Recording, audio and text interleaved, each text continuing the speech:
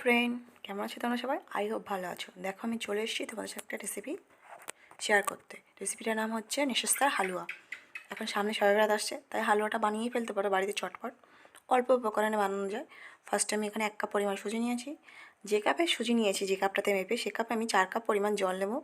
সুজিটাকে ওভারনাইট ভিজিয়ে রাখা দরকার, কিন্তু যদি না কারোর হাতে সময় থাকে সেখানে 6 ঘন্টা ভিজিয়ে রাখা প্রয়োজন। রাখলে ভালো হবে, সুজিটা ভালোভাবে মেল্ট হওয়ার সম্ভাবনা থাকে আর কি। তো সুজিটা আমি এখানে 1 কাপ পরিমাণ সঙ্গে জলটা আমি এখানে সারা রাত ভিজিয়ে রাখতে পারিনি, সেখানে আমি 6 ঘন্টা ভিজিয়ে রেখেছিলাম। এবার কারো যদি মনে হয় যে সুজিটা নষ্ট হয়ে যাবে, সেটা ফ্রিজে রেখে দিতে পারো। তো ফার্স্টে আমি সুজিটাকে ছেঁকে নেব। হাত দিয়ে ভালো করে আমি ওটাকে চটকে নিয়েছি। নিয়ে আমি সুজিটা একটা বোলের উপরে একটা ছাঁকনি দিয়েছি, তার উপরে একটা সাদা কাপড় দিয়েছি, দিয়ে সেটার সঙ্গে আমি ভালো করে ছেঁকে নেব, নাহলে সুজিটা গলে যেতে পারে। তো একটু হালকাভাবে মাখিয়ে নিচ্ছি, যাতে ভালোভাবে সুজিটা মানে ওর যে ভিতরের যে রসটা থাকে ভালোভাবে নিকড়ে যায়।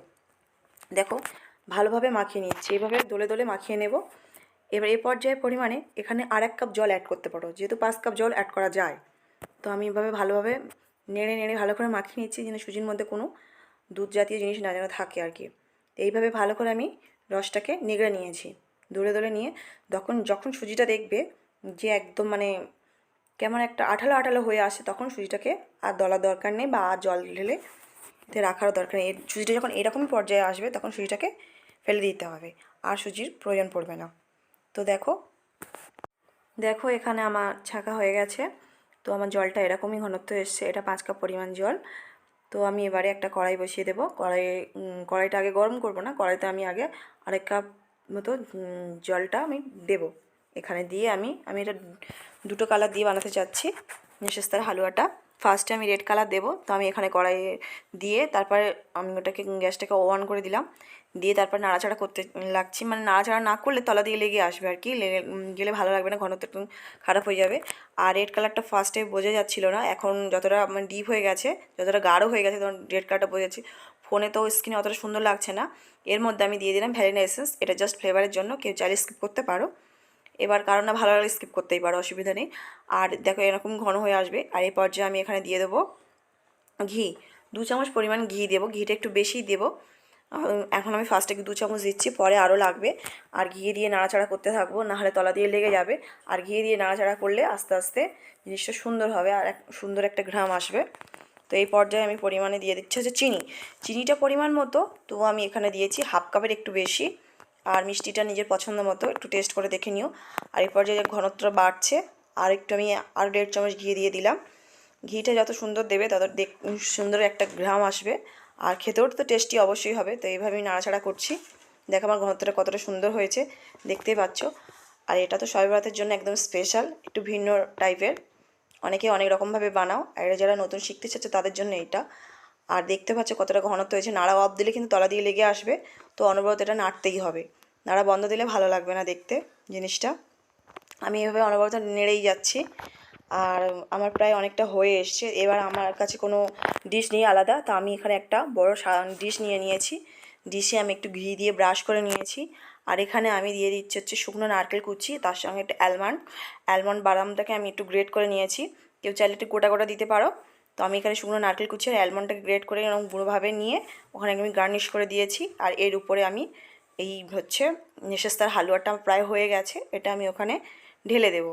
দিয়ে কিছুক্ষণ ঠান্ডা হওয়ার পরে আমি এটা ফ্রিজে স্টোর করব কিছুক্ষণের জন্য। তারপরে ফ্রিজ থেকে বের করে জিনিসটাকে আমি কাট করব। তো ফার্স্টে আমি একটু বেশিক্ষণ নাড়াচাড়া করে নিচ্ছি। এটা আমি ফার্স্ট টাইম বানিয়েছি, কিন্তু আগে কোনো দিন বানাইনি। কিন্তু আমার আয়ান রিভিউ দিয়ে বলেছে খুবই সুন্দর হয়েছে আর খুব টেস্টি হয়েছে। আর এর স্মেলটা এত সুন্দর, ফোনের ভিতর থেকে বোঝা যাবে না। যদি কারোর ইচ্ছে হয় তো বাড়িতে বানিয়ে খেয়ে দেখো, দারুণ টেস্ট এসেছিলো। রিভিউটা আমি আগেই দিয়ে দিচ্ছি। তো এটা আমার প্রায় হয়েও এসছে, আমি এভাবে নামিয়ে নেব। তো দেখো যখন কড়া দিয়ে এভাবে ছেড়ে ছেড়ে আসবে, তখন এটাকে আমি নামিয়ে নেব। তো আমি নামিয়ে নিয়ে সার্ভিং ডিশে আমি আর কি ওটাকে সেট করার চেষ্টা করছি। তো এখানে আমি একটা প্যাচুলারের সাহায্যে সেট করছি। প্যাচুলারের সাহায্যে সেট করলে কি হয়, একটু সুন্দরভাবে হয়। তো আমি এটা প্যাচুলার, কারোর যদি অন্য কোনো মানে সার্ভিং বোল থাকে বা সার্ভিং ডিশ থাকে, তাতেই সার্ভ করার চেষ্টা করবে বা সেট করার চেষ্টা করবে। এবং পরের যেটুকু বাকি ছিল, মানে 2.5 কাপ বাকি ছিল, সেটা আমি আরেকটু অন্য কালার, মানে এখানে আমি দিয়েছি হচ্ছে ইয়েলো কালার, আর তার সঙ্গে একটু দিয়ে দিলাম ভ্যানিলা এসেন্স। ভ্যানিলা এসেন্স দিলে ভালো লাগে।